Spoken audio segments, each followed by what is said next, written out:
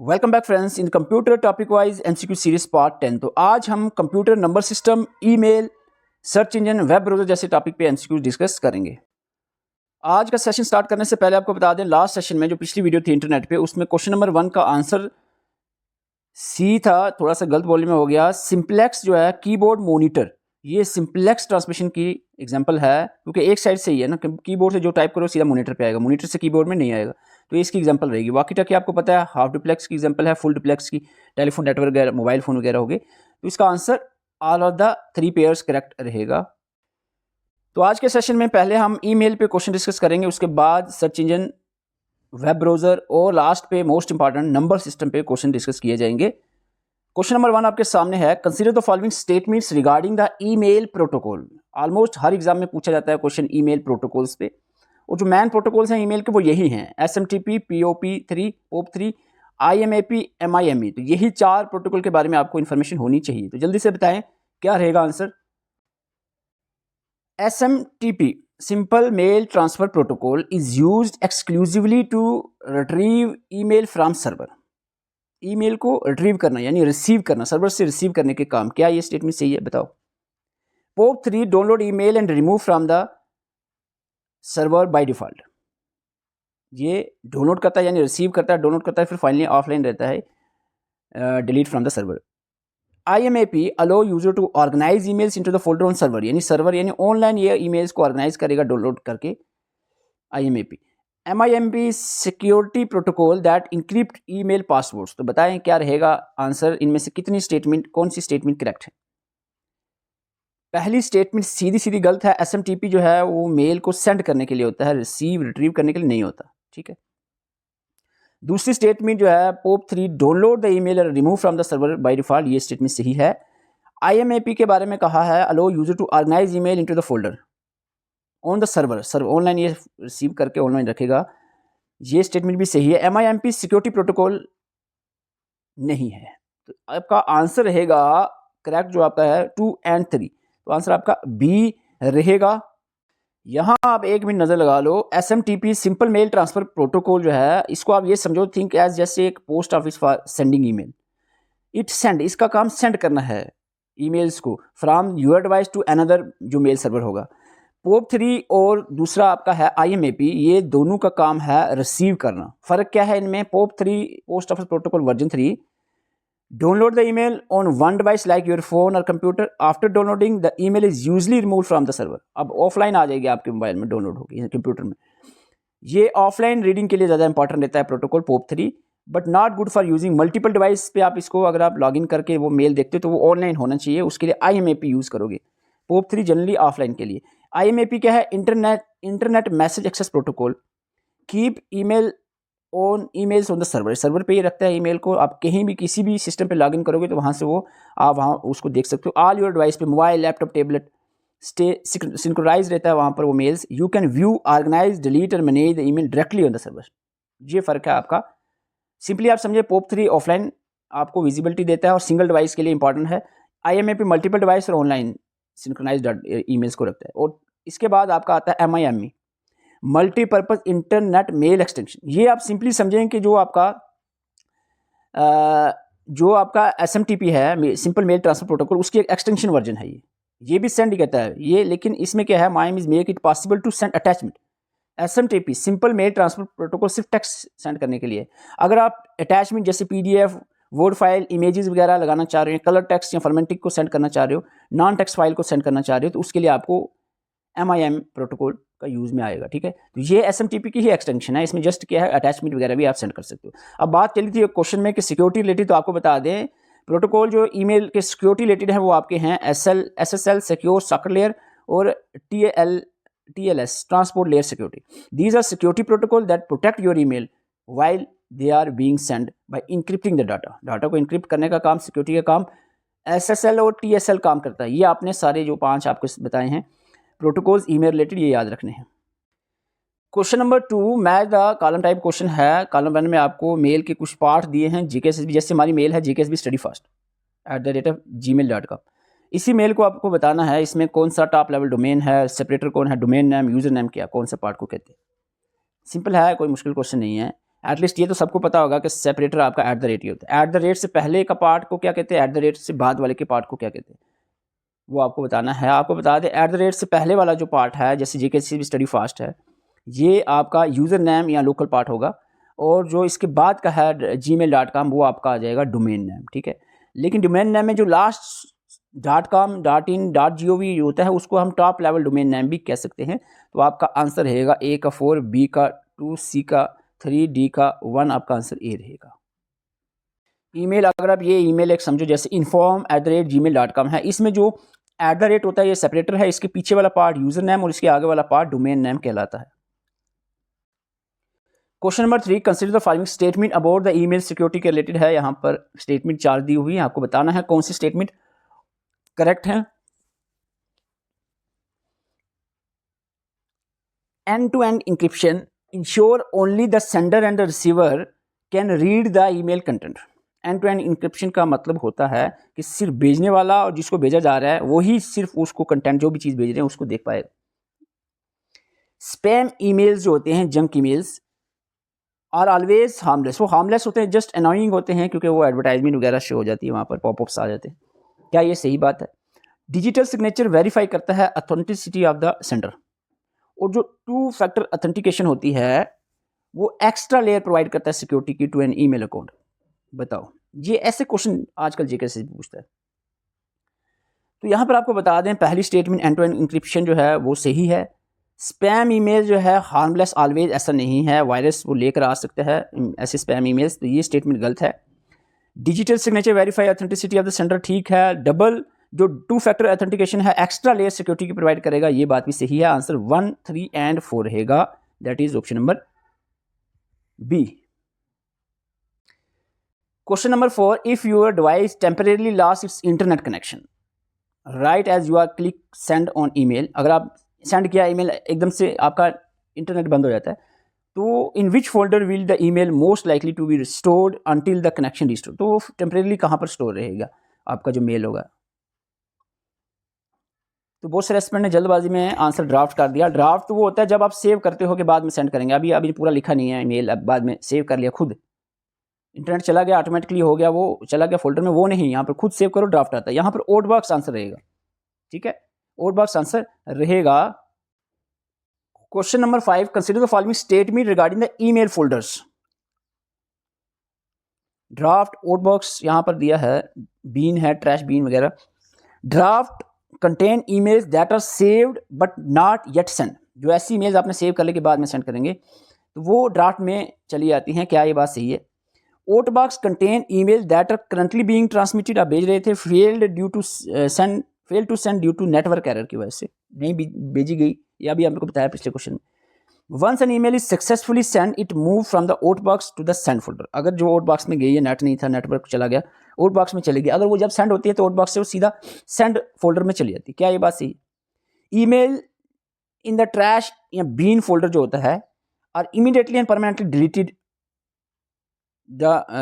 The moment they arrive there. जब वो आती हैं तभी इमीडिएटली डिलीट हो जाती हैं ट्रैश या बीन से। तो बताएं कौन सी स्टेटमेंट सही हैं, करेक्ट पूछा है। तो आपको बता दें पहली स्टेटमेंट, ड्राफ्ट में वो ईमेल जाती हैं जो आपने सेव की हैं, अभी भेजी नहीं है। आउटबॉक्स वाली स्टेटमेंट सही है। वंस ईमेल सक्सेस सेंड तो वो आउटबॉक्स में चली ऐसे आपको सेंड फोल्डर में चली जाती है, ये बात भी सही है।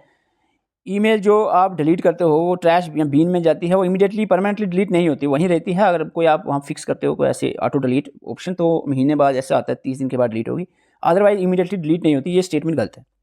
तो आपका आंसर रहना चाहिए इस हिसाब से 1, 2 एंड 3, ये आंसर रहेगा। Question number 6, what is the primary advantage using IMAP और POP3 फॉर रिसीविंग ईमेल। देखो ये दोनों रिसीव करने के लिए, आपने पहले क्वेश्चन में बताया, हमने दोनों रिसीविंग प्रोटोकॉल हैं ईमेल्स को रिसीव करने के लिए। आप बताना है आपको कि IMAP जो है internet message access protocol, POP से कैसे ज़्यादा एडवांटेजेस है, वो आपको बताना है, क्यों आप ये यूज़ करो। IMAP faster and downloading attachment, IMAP automatically encrypt all emails, IMAP synchronize the email across multiple devices leaving them on the server, does not require an internet connection। देखो इंटरनेट तो चाहिए है, ये सबसे इंपॉर्टेंट और man primary फ़ायदा जो इसका मैन एडवांटेज वो है IMAP का। वो सिंक्रोनाइज करता है ईमेल अक्रॉस मल्टीपल डिवाइस और ऑनलाइन सर्वर पर रहती है, आप किसी भी डिवाइस से उस ईमेल को देख सकते हैं। सी आपका आंसर रहेगा। This is a simple question. आपको इस बारे में अभी पहले क्वेश्चन में ही बताया था, आपको जस्ट चेक कर रहे हैं कि आपको उसके बारे में समझ आई कि नहीं प्रोटोकॉल्स के related. SMTP, IMAP, POP 3 and MIME, तो ये आपको बता चुके हैं 4 इंपॉर्टेंट प्रोटोकॉल्स। इसके बारे में आपने बताना है, पेयर दिए हैं, कितने पेयर करेक्ट हैं। SMTP पुश प्रोटोकॉल, पुश करना, push means send, push. IMAP pull protocol है, यानी pull means receive, incoming, receive के लिए, ये सही है। POP 3 post office protocol version 3। Multiple device synchronisation protocol नहीं है, वो तो IMAP है। MIMP plain text transmission protocol, simple text जो है ट्रांसमिट करना हो तो IMAP की यूज़ करें, ऐसा नहीं है। SMTP की एक्सटेंशन है और इसमें अटैचमेंट्स वगैरह अगर आप देना चाह रहे तो ये यूज़ किया जाएगा प्रोटोकॉल, तो ये स्टेटमेंट भी गलत है। तो इस हिसाब से आपके ओनली 2 पेयर्स करेक्ट रहेंगे। आज की वीडियो बहुत इंपॉर्टेंट है, मैं आपको बता दूं, ईमेल पे क्वेश्चन बनता है और जो लास्ट पे आप पढ़ने वाले हैं नंबर सिस्टम, बहुत से स्टूडेंट को उसके बारे में नहीं पता, आज की वीडियो में क्लियर हो जाएगा। तीनों तरह के केसेस हम पढ़ेंगे, तो वहां से भी एक क्वेश्चन पूछा जाता है। यहाँ पर अगेन मैं आपको प्रोटोकॉल पे एक क्वेश्चन डाल रहा हूँ, कहीं किसी स्टूडेंट को कंफ्यूजन ना रहे। SMTP, POP 3, IMAP, MIME, चारों प्रोटोकॉल को अच्छे से आपने याद रखना है। SMTP अभी बता चुका हूँ, मेरे ख्याल से आप जल्दी से आंसर करना चाहिए आपको, मैं टाइम वेस्ट नहीं करूँगा। SMTP push send outgoing emails to the server, ठीक है। POP 3 download the email local storage, usually delete from the server. IMAP जो है synchronise the email folder across the multiple device. और MIMP अटैचमेंट के लिए होगा allow non text attachment images वगैरह। तो आपका आंसर रहेगा 1 का 3, B का 1, C का 4, आपका आंसर रहेगा A। Question number 9, consider the following statement about the CC and BCC। Carbon copy, blind carbon copy के बारे में अगर आपको नहीं पता तो फिर ईमेल टॉपिक पढ़ने का कोई फ़ायदा नहीं है। CC रिसिपिएंट, जो CC में जो रिसिपिएंट आते हैं, can see the email addresses of all other CC recipient, यानी CC होता है कार्बन कॉपी। ये जो भेजते हैं आप, एक आपने किसी को मेल भेजा, आप सोच रहे हो कि इसको कॉपी भी करनी है किसी और को, आप CC करते हो या BCC करते हो, अब उसमें फ़र्क क्या है वो आपको बताना है। पहली स्टेटमेंट कह रही है कि CC जो जिसको आप भेजोगे कार्बन कॉपी, वो बाकी किस किस को भेजा सबका पता चल जाएगा। दूसरा है BCC, रिप्रेजेंट रिसिपिएंट जो होंगे can see the email addresses of the other BCC recipient. CC stands for carbon copy and BCC stands for blind carbon copy. BCC is used when the sender wants to hide the recipient identities. तो आपको बता दें यहाँ पर statement number 2 गलत है। BCC में other recipient नहीं देख पाएंगे, तो ये स्टेटमेंट नंबर 2 गलत है, बाकी तीनों सही है। 1, 3 एंड 4 सही है। 1, 3 एंड 4 आपका आंसर A रहेगा। Question number 10, consider the following statement regarding the history and the basis of email के रिलेटेड है। The first email was send by Ray Tomlinson 1971 और इन्होंने जो मैसेज टाइप किया वो था क्वाटी UIOP, जो कीबोर्ड की पहली लाइन होती है, ऐसे जो पहली लाइन होती है क्वाटी कीबोर्ड। तो ये स्टेटमेंट के बारे में बताओ क्या सही है। पहला फर्स्ट ईमेल जो है रे टॉमलिंसन ने 1971 में सेंड किया और ये टाइप करके भेजा। The standard format of an email address जो है वो इस तरह का होता है जैसे कि website@name.com, क्या ये सही है। Email that you have not yet finish, जो आपने फिनिश की नहीं की है उसको अब लिख रहे हो, और safely kept in the draft folder, आप सोच रहे हो बाद में इसको करेंगे, भेजेंगे, लिखेंगे, और तो वो कहाँ चला जाता है, ड्राफ्ट फोल्डर में जाता है, क्या ये सही है। Principal function of spam folder is to store email that you have deleted, जो आपने डिलीट की हैं वो जो है स्पैम फोल्डर में चले जाएंगे। आपको बताना अब आंसर क्या रहेगा। तो इसमें जो स्टेटमेंट नंबर 1 है ये बिल्कुल सही है। फादर ऑफ ईमेल रे टॉमलिंसन को ही कहते हैं, 1971 में ये मैसेज सबसे पहले मेल किया गया था। स्टैंडर्ड फॉर्मेट पूछा जा रहा है ईमेल का। स्टैंडर्ड फॉर्मेट एड्रेस जो है उसमें नेम जो है वो पीछे होता है, आपका जो डोमेन नेम आगे होता है, user@domain-name.com होता है, वेबसाइट और नाम @ के बाद ये गलत फॉर्मेट है। ईमेल ये ठीक है, ड्राफ्ट फोल्डर में जाएगा, जो अभी लिख रहे हो आप, भेजी नहीं है। और जो स्पैम फोल्डर होता है ये जंक मेल्स के लिए होता है, डिलीटेड के लिए तो ट्रैश या बीन फोल्डर होता है। ये स्टेटमेंट भी गलत है, तो आपका आंसर 1 एंड 3 रहना चाहिए, that is option number B। Email पे अभी ये लास्ट क्वेश्चन है, इसके बाद सर्च इंजन, वेब ब्राउजर, और लास्ट पे मोस्ट इंपॉर्टेंट नंबर सिस्टम हम देखेंगे। Question number 11, consider the following statement regarding the email organization folder, जैसे junk mail is kept hidden in the spam folder so that it won't clog up your busy inbox when you delete an email from the draft folder. Draft folder से जब आपको draft में पड़ी हुई थी उधर से डिलीट की, it permanently disappear immediately without going anywhere else. Draft से डिलीट करते तो सीधा डिलीट चले जाएगी। स्टेरिंग आप मैसेज की करते हो, स्टारिंग, जैसे आप स्टार लगाते हो कि हाँ भाई ये इंपॉर्टेंट है। एक्ट एज लाइक पिनिंग, ऐसा लगता है जैसे पिन किया to the cork board, it remain there until you remove the star. When you delete the email from any folder in the Gmail they are move to the trash or bin folder. तो बताओ कौन सी statement, इनमें से कौन सी statement सही है?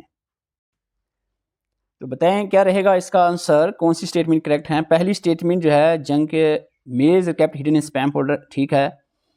दूसरा कह रहे हैं कि जब आप ड्राफ्ट फोल्डर से डिलीट करते हो तो इमीडिएटली डिलीट होती है, कहीं नहीं जाती, गलत है। किसी भी फोल्डर से आप डिलीट करो तो वो सीधा ट्रैश या बीन फोल्डर में जाएगी, ये गलत है स्टेटमेंट। स्टार करते हो तो वो पिन रहता है अंटिल यू उसका स्टार रिमूव करते हो, ये बात सही है। व्हेन यू डिलीट ईमेल तो किसी भी फोल्डर से, पहले देखो सेकंड स्टेटमेंट तो इससे वही है, वहाँ कहा था कि डिलीट करो, डिलीट, ये डिलीट नहीं होती, ये स्टेटमेंट सही है। 4 ट्रैश या बीन में चली जाती है। कोई भी अगर मेल आप डिलीट करते हो वो ट्रैश और बीन में चली जाती है, तो आपका आंसर इस हिसाब से 1, 3, 4 ए ऑप्शन आपका आंसर रहेगा। Question number 12 again match the column type question है आपको यहाँ पर। अब आपको हम 2-3 क्वेश्चन डालेंगे सर्च इंजन और वेब ब्राउजर के related. First graphical web browser कौन सा है? First commercial web browser, first search engine, creator of the first search engine. तो आपको जल्दी से बताना है ग्राफिकल वेब ब्राउजर सबसे पहला कौन सा है? मोज़ेक, ए का 3 रहेगा, 2 ऑप्शन कट जाते हैं, ठीक है। First commercial web browser search engine सबसे पहला, तो आपको पता ही होगा सर्च इंजन सबसे पहला आर्की है, यहाँ पर सी का 1 रहेगा, सी का 1 आपका ऑप्शन नंबर बी में है। आंसर यहाँ पर मिल रहा है फर्स्ट कमर्शियल वेब ब्राउजर आपका नेटकैप्स नेविगेटर, और जो क्रिएटर है या सबसे पहला सर्च इंजन का वो है एलन एम्टाग। तो ये आपका आंसर बी रहेगा। Question number 13 consider the following statements about the web browser. Google Chrome, Apple Safari, Brave are example of web browser. क्या ये सही है? Browsers use hypertext transfer protocol to share the information in a universal viewable format. When user request web page, browser retrieve the file from the web server. Hardboot, Lycon, web crawler are popular modern web browser. तो ये ऐसा नहीं है, third वाली statement तो गलत है। पहली स्टेटमेंट सही है, दूसरी सही है, तीसरी भी सही है। आपका आंसर रहेगा ए 1, 2 and 3। Question number 14 consider the following statement about the search engine. Search engine के बारे में बताओ। Search engine provide result strictly in the form of text based web pages. Search engine आप जो भी सर्च करते हो सिर्फ text based web pages show करता है, ये स्टेटमेंट सही है गलत बताओ? गलत है भाई, इमेजेस भी तो आती हैं, पीडीएफ्स भी आती हैं सर्च में। The first search engine in the history was created by before the first graphical web browser से पहले सर्च इंजन बना था, मोज़ेक से पहले आर्की बनी थी। सर्च इंजन ऑप्टिमाइजेशन जो होता है make the website rank lower to protect user privacy. बताओ सर्च इंजन ऑप्टिमाइजेशन, जो भी वेबसाइट जिनकी है या कोई चैनल है उसमें आप एसईओ का यूज करते हो, Yahoo, AltaVista are classified as search engines. बताओ जी अब क्या रहेगा आंसर, कौन सी स्टेटमेंट सही है? देखो पहली स्टेटमेंट पहले आपको बता दी गलत है, और जो थर्ड स्टेटमेंट है as search engine optimization lower नहीं हायर करता है रैंक, आपकी जो वेबसाइट या आपका चैनल है वो हायर रैंक पे आए, तो ये इसके लिए यूज करते हैं, ये लोअर गलत लिखा है। तीसरी स्टेटमेंट भी गलत है, चौथी सही है, दूसरी भी सही है। तो आपका 2 एंड 4 आंसर रहेगा ऑप्शन नंबर बी। अब आपका मेन पार्ट स्टार्ट होने वाला है नंबर सिस्टम, जिसमें से आपको क्वेश्चन डेफिनेटली पूछा जा रहा है लास्ट के एग्जामों में। तो आपका यहाँ पर बाइनरी से डेसिमल, डेसिमल से बाइनरी क्वेश्चन मोस्टली पूछा जाता है। तो क्वेश्चन नंबर 15 आपके सामने है, convert binary number 1000 to decimal. इसको इस तरीके से भी लिख सकते हो, लिखा आ सकता है क्वेश्चन में, कन्वर्ट ब्रैकेट में 100, ऐसे बाइनरी 2 ही होता है एंड डेसिमल 10 होता है। तो ऐसे आए क्वेश्चन एक ही है ये, ठीक है। तो इसका आपने आंसर बताना है, बताओ। वीडियो पास करके आप आंसर ढूंढ सकते हो। तो इसका आंसर रहेगा, मैं इन 5 क्वेश्चन जो आगे पढ़ने वाले हैं इसकी एक्सप्लेनेशन भी साथ में दूंगा। इसका आंसर रहेगा 8। वो कैसे है, आपका नंबर क्या दिया है बाइनरी 1000 दिया है 1000। इसको आपको निकालना है तो मैं आपको बताता हूँ ऐसे करना होता है। अब अगर आपको बाइनरी नंबर दिया है, डेसिमल निकालना है, जो नंबर दिया पहले वो लिख लो थोड़ा स्पेस करके, जैसे लिखा हमने 1000, यही था। इसके नीचे आपने ये काउंटिंग लिखनी है, मैं ज़्यादा मैथमेटिकल नहीं जाऊँगा, सिंपली आपने याद रखना है कि ऐसे 1 से शुरू करना, 1, 2, 4, 8, इसके बाद 16, 32, 64 ऐसे करके लिखना है, 64 से ऊपर नहीं जाएगा ज़्यादा। तो आपको ऐसे लिखना है, वो डिपेंड करेगा नंबर कितना है। बाइनरी आपकी 4 ही है तो आपका 1, 2, 4, 8 तक ही आएगा। अब आपने करना ये है कि जो आपका 1 है उसके नीचे जो भी लिखा है वो आपने प्लस करना है। इधर तो सिर्फ एक ही 1 है, बाकी 0 है, तो आपका आंसर सीधा सीधा क्या आ जाएगा, 8 आएगा। ठीक है। अगर कहीं और 1 होता, यहाँ भी 1 होता तो आपका 9 आंसर आता, 8 और 1 9। लेकिन आपको यहाँ पर सिंपली एक ही, आपको जो 1 के नीचे है वो आपको प्लस करना है, इधर तो सिर्फ एक 1 है, ठीक है। नहीं समझा कोई बात नहीं, आगे चल। एक और क्वेश्चन है आपके सामने, वही कन्वर्ट करना है आपको बाइनरी नंबर इनटू डेसिमल। पहले आपको 1000 दिया था, सिंपल था 1000, यहाँ पर 100110 दिया है, अब डेसिमल में कन्वर्ट करके बताएं। सिंपली वही जो आपको पहले बताया वही प्रोसेस रहेगा। यहाँ पर आपने जैसे आंसर इसका मैं पहले बता दूं, अगर चलो आपको रुकता हूँ, आंसर नहीं बताता। 10011 सॉरी थोड़ा स्पेस देकर लिखना, 100110 और इसके नीचे आपने वही लिखना 1 2 4 8 16 32। आपको क्या कहा था हमने, आपको कहा था 1 के नीचे वाले प्लस करने हैं, 32 4 36 और 2 38। तो आपका आंसर रहेगा ए। ऐसे अगर आपको लिखा हुआ नहीं सही समझाया, ये ठीक है, ये था ना क्वेश्चन, बाइनरी नंबर दिया था 100110, आपको इसके नीचे जो 1 के नीचे है वो प्लस करना है, 32 4 36 और 2 38, 38 आपका आंसर रहेगा।